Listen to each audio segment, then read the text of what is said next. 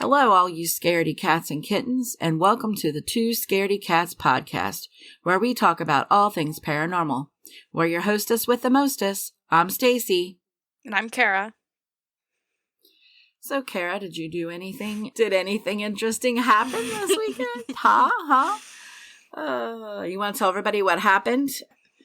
Yeah, something interesting. You want to tell everybody about our little adventure this weekend, or your adventure this past couple days? I mean, yeah. Well, I went to Texas, which was fine, for a convention, because one of the conventions is around here. They opened, like, a branch in Texas, basically. So I went there, and, I guess I noticed on Saturday, but I had this, I had something weird on my back, and I thought it was a bug bite originally, but then it just kept, the pain just, kept getting worse and worse, and then when I got home on Sunday night, we decided that if it was still, painful, that we would go on Monday. So we went on Monday, and, fun stuff. But they gave me, antibiotics for it, basically. And I just found out it was a staph infection.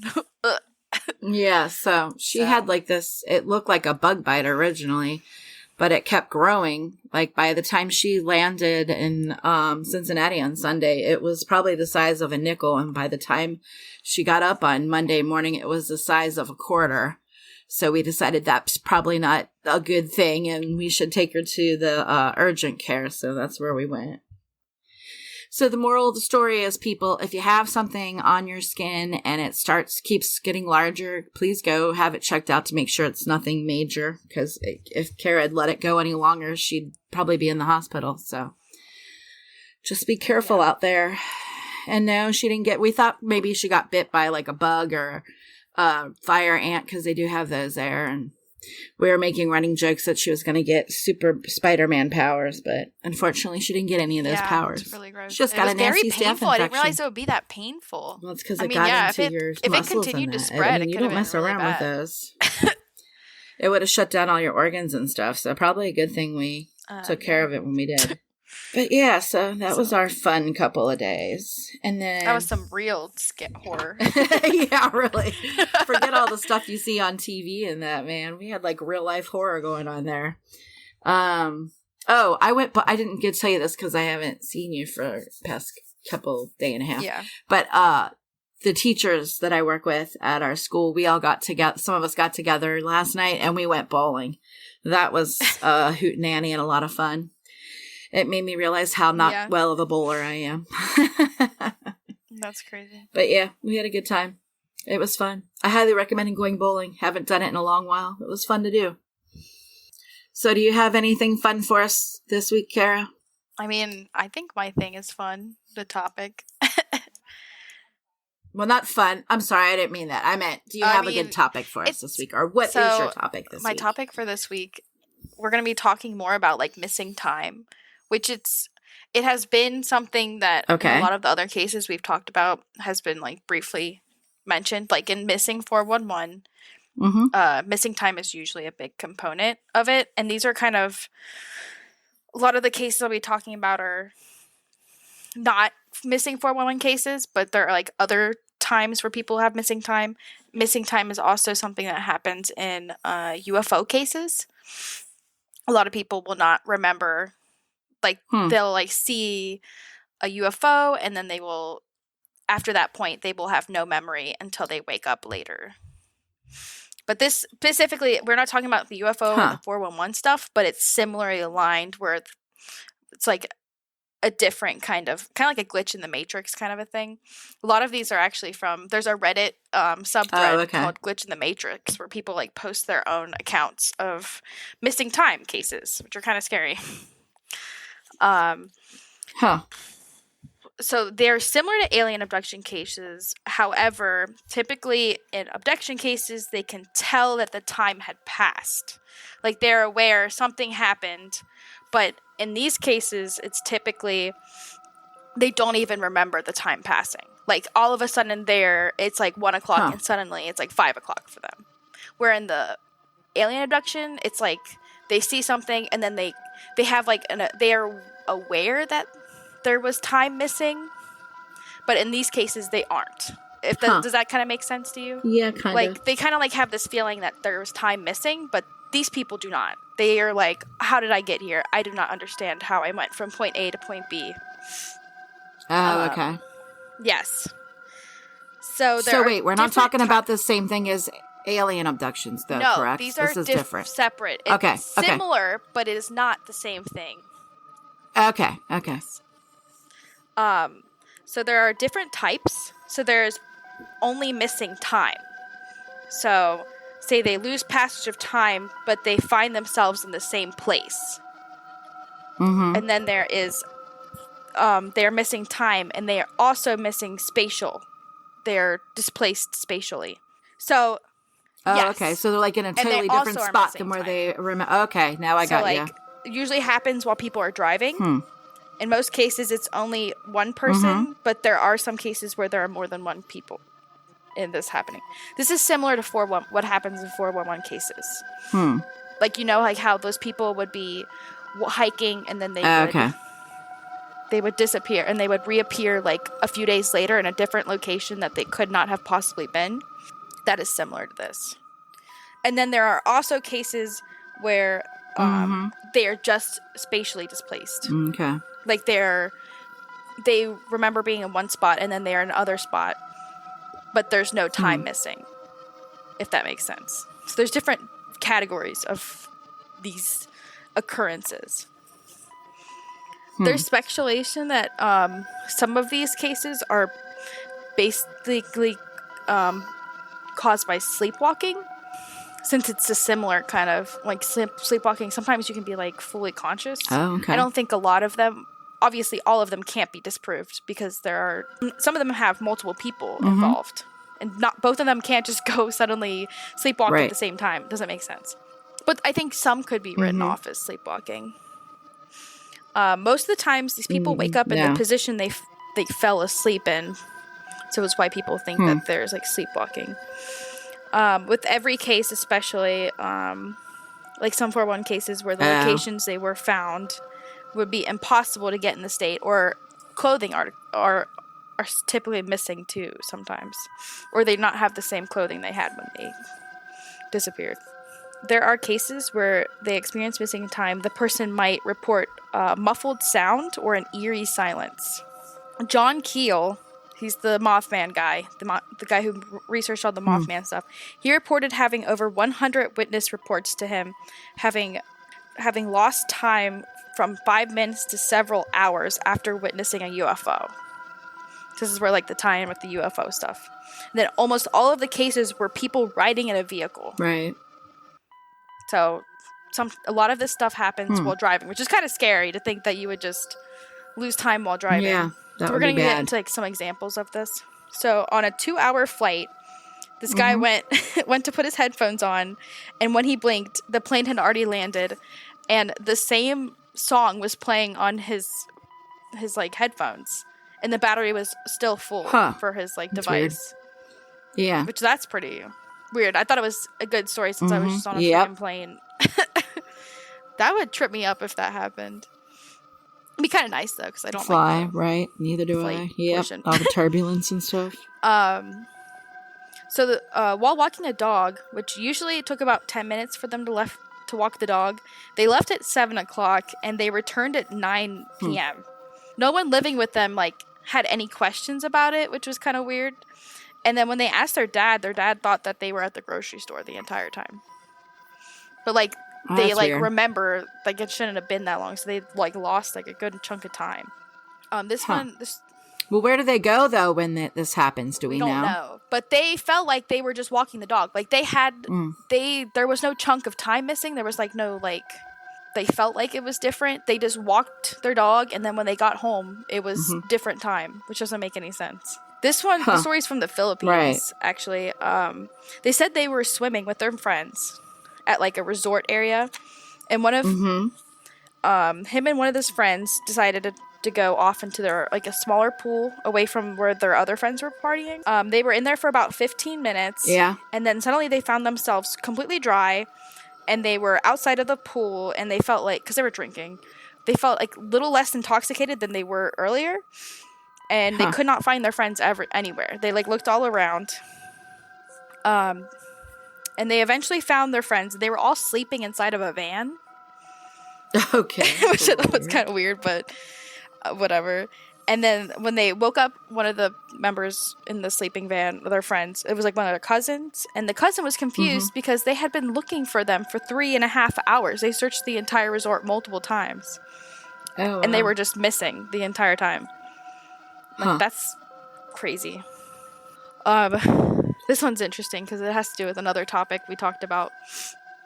While visiting a friend who was a student at Ohio University in Athens, they went hiking by the mental hospital that we had talked about. Oh, yeah, we talked about that. Yeah. Yeah. The path suddenly changed, and the trail behind them doesn't look familiar at all. They kept walking on the trail because they didn't want to get lost or anything. And they realized that they are on the other side of the river in the highway. Like, I looked at it, like, on a map, and it doesn't make any sense how they could go from being over by, like, the hospital area and then all the way... And then get to the other side. On the other side of the river, and they don't remember, like, crossing a river at all, which you would have had to get on the other side of it. I was going to say, started on the one side. They weren't wet or anything? They didn't notice, like, any wetness anywhere on their body or their shoes? And there were multiple people with them. It wasn't just, like... Oh, weird. So that's weird that they had that kind of... experience. So that was more of a experience of, like, spatial. Right. Because I don't think they were missing time. They were just kind of missing the space. They went from one spot to another. This one's from a lady in her early 40s. She stepped outside to have a cigarette break, basically smoke, around 7 p.m. She lived in a gated community, and after smoking, she walked up to her door and had to knock on her door because her keys were suddenly missing. Her husband and her daughter greeted her, asking a bunch of questions about where she was. She had been missing for 4 days. Holy moly. And the police had been reported of her disappearance. Oh, wow. Her cigarette, lighter, and her keys had been found on the table. Remember how she was missing her keys? Right, because they fucking found it immediately after. That's wild. And she has no recollection of where she was for those 4 days. She literally thought she was just outside smoking, and then she walked up to her door, and all of a sudden, it was completely different.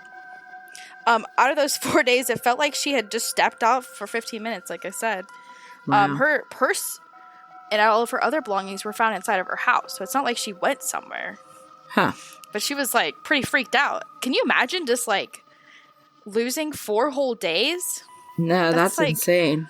Insane. Like, you could get fired from your job or something. Right. That's weird. That's why this topic is just kind of scary.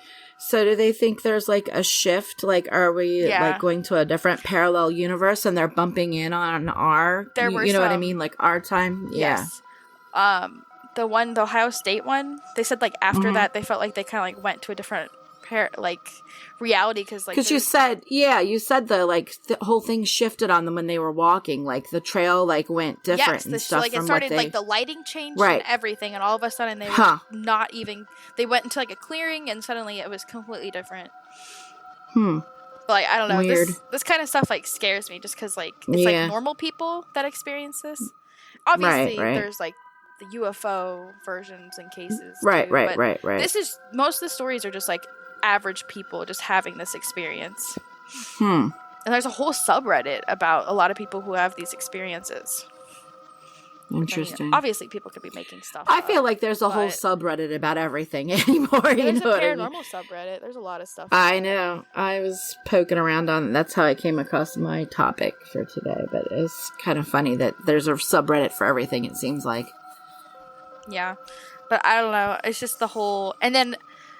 Because it mentioned the Ohio State University, I know that's like a area with a lot of weird stuff that goes on. Yes, a lot of weird stuff that's already happened. I wonder if there's like a thin veil there. No, wait, is this the Ohio State in Columbus by you? Are we talking about the Athens? Okay, Ohio University by the I said said the Athens. I was going to say, I don't know if you've ever heard about this, but I was watching a documentary once where they talked about Athens, Ohio. And if you take certain buildings in Athens, you can actually make a pentagram. And they say that within that area of these buildings and in that pentagram, strange things occur and happen. But yeah, that's what I wanted to talk about, just because we've talked about it in some other stories. I said, yep. 411 missing 411, and then John Keel, because he does a lot of the Men in Black cases and that kind of stuff. So I thought it would be nice to just do like a dive, because it's not just happening in these like cases; it's also happening in like just normal people. Actually, I remember hearing of the guy who does the voice of Doofenshmirtz from, you know what I'm talking about? He had in his own experience, and he talked about where he was in California, where he was driving somewhere and he lost time. So I was like, seems like a lot of people have these experiences. Weird. So I'm like, yeah, it is weird. And like, I don't know, it's really scary to me to think that you can just lose time like that. Yeah, it's very... Or like even be displaced, exactly. especially while driving. Yeah. Like people, there was one case where I think they were driving for they only felt like they were driving for 20 minutes, and all of a sudden they were just at their destination that was supposed to be a 4-hour drive. Yeah. The job would be nice, honestly. Yeah, right? Not have to do the drive and just get but there. But it only been 20 minutes. So they're like, how did I get this? I shouldn't be here this soon. Wow. That's crazy. It should be a 4-hour drive. Which, I mean, that'd be kind of cool, but... But did the time match up, though, also? Like, the time from when they left and the time from when they got there, was it still only 20 minutes? So I'm saying, it's only 20 minutes. That's what the crazy part is. Yeah. Huh. Like, they were like, it should not physically be possible how I got from one place to the other unless there was some kind of intervention with something. Those stories seem a lot more... Obviously, there's some that are... I try to pick out the more ones that seem more believable... Not believable, but, like... more unusual. Right. Like, it doesn't seem like it would be something that's just people exaggerating. Like, it just seems kind of wild, some of the stories I told you about earlier. Yeah. Yeah, a lot of these were from Reddit and some other unsolved mysteries.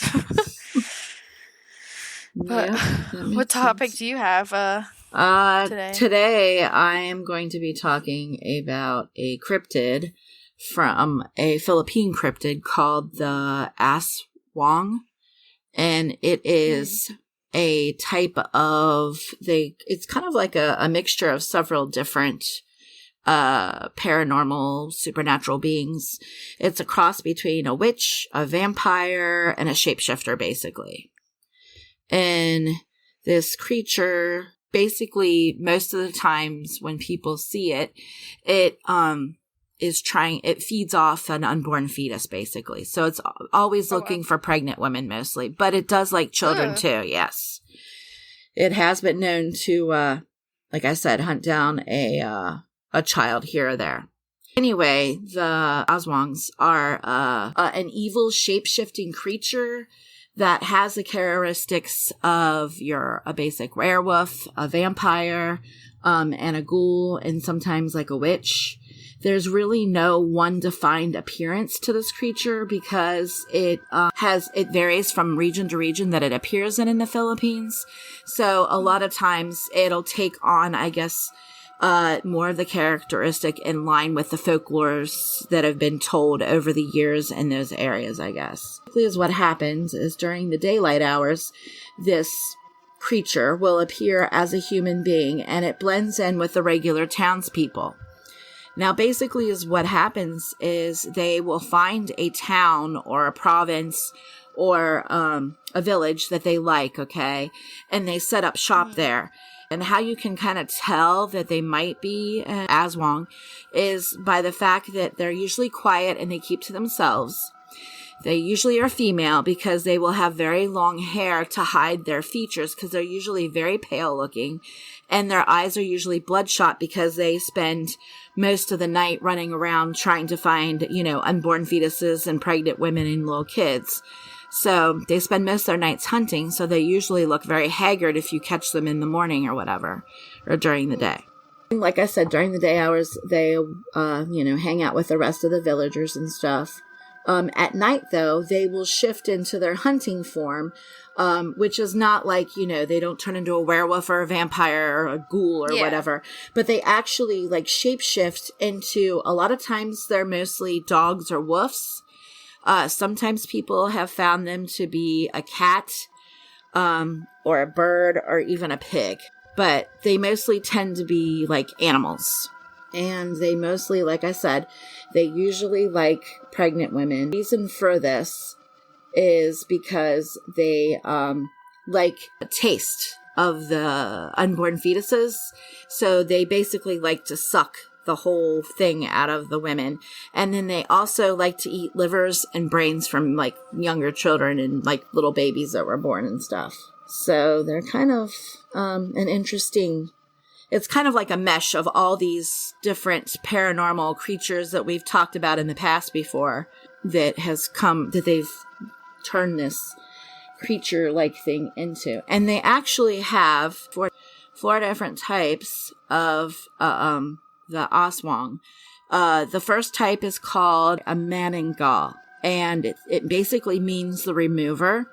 And it's a woman who looks normal during the day, but at night she detaches from her torso and she sprouts bat wings and she goes around and eats the unborn. So here we go again with this, flying, weird half lady thing flying around, trying to eat unborn babies and stuff.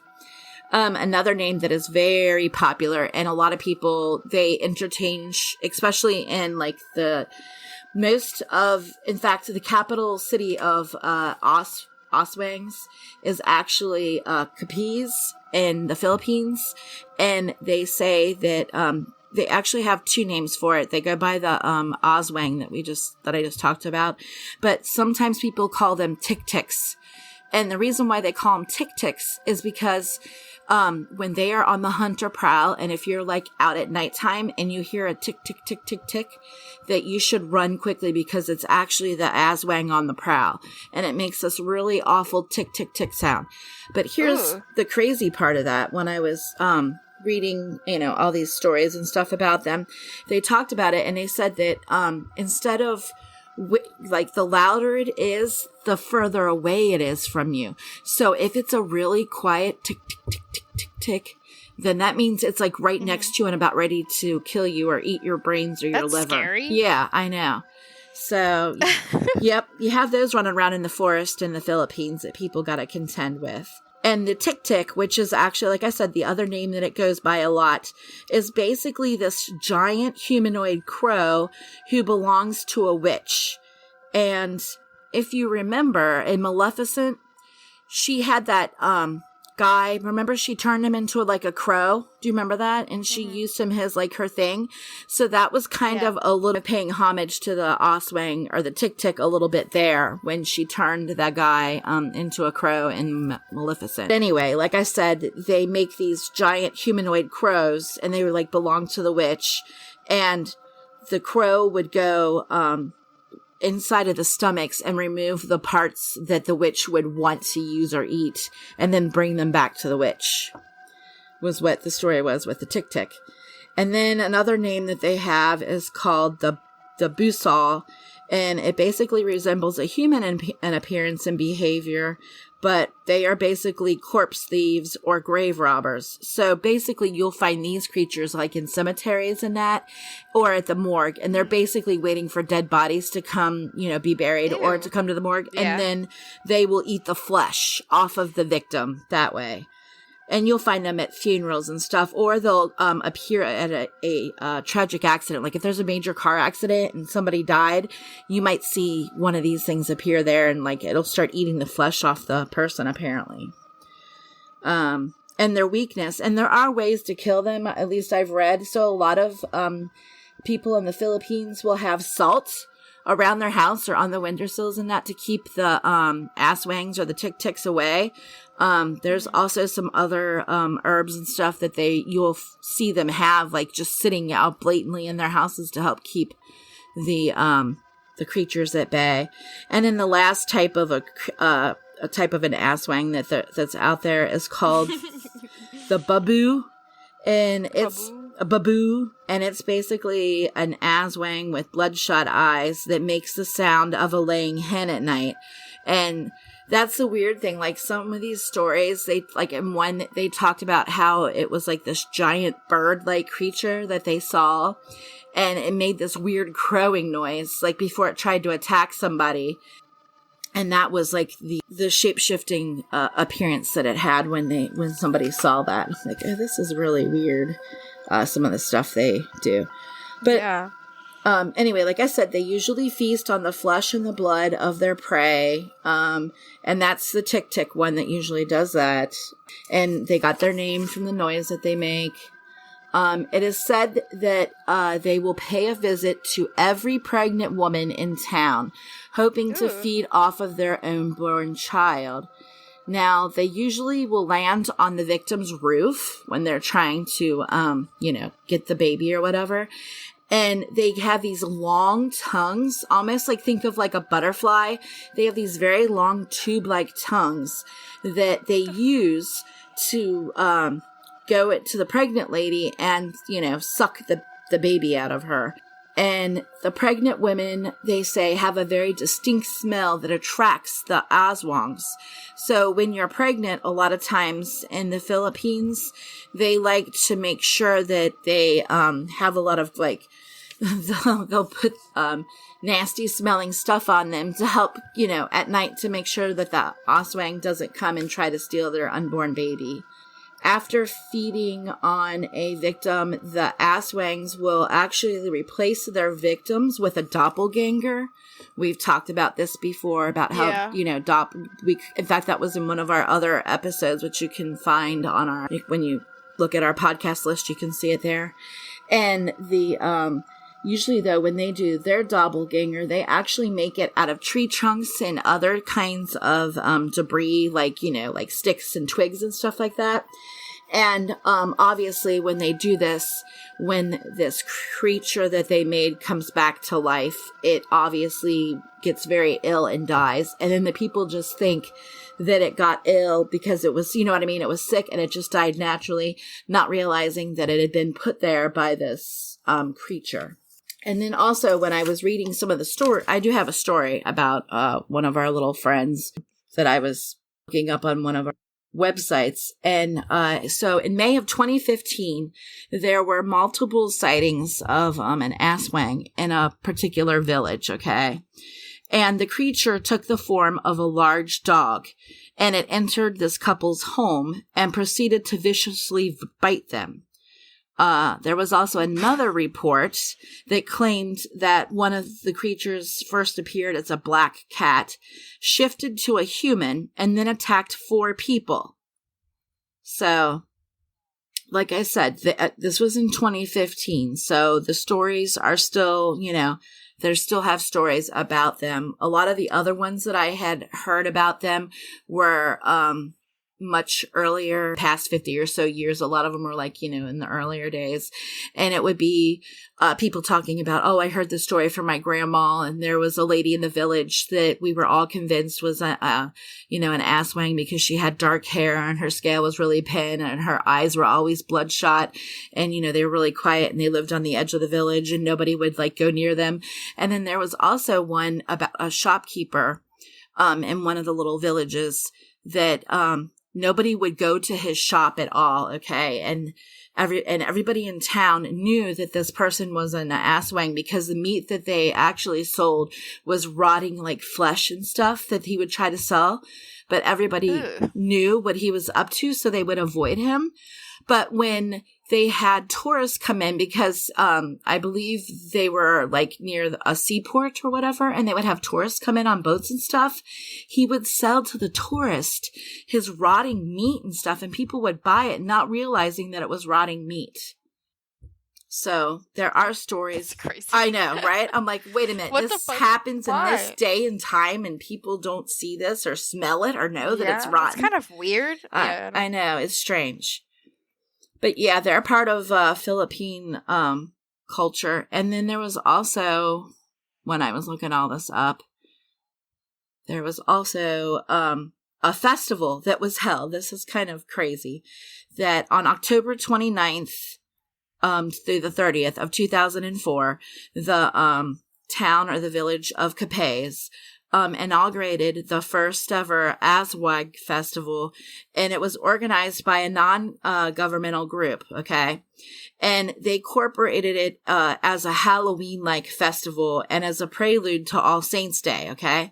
So, but however, though, it was eventually condemned by the Catholic hierarchy because some of the local officials, because they said that it was an act of adorning the devil.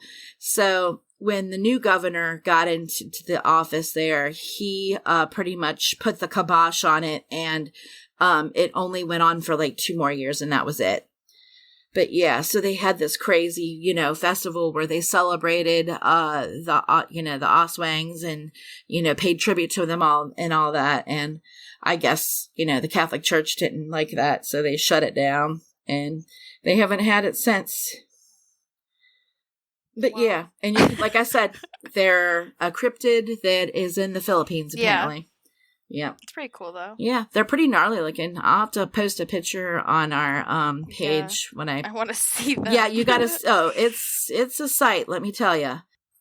But yeah, that's all I had today for us. That is very crazy. So... All right, well, if you enjoyed our podcast today, follow us on Instagram at Two Scaredy Cats Podcast, and please be sure to leave a review on Apple Podcasts. It really helps the show get discovered. And tune in 2 weeks for a new episode. And to all our scaredy cats and kittens out there, remember, curiosity didn't kill these 2 scaredy cats.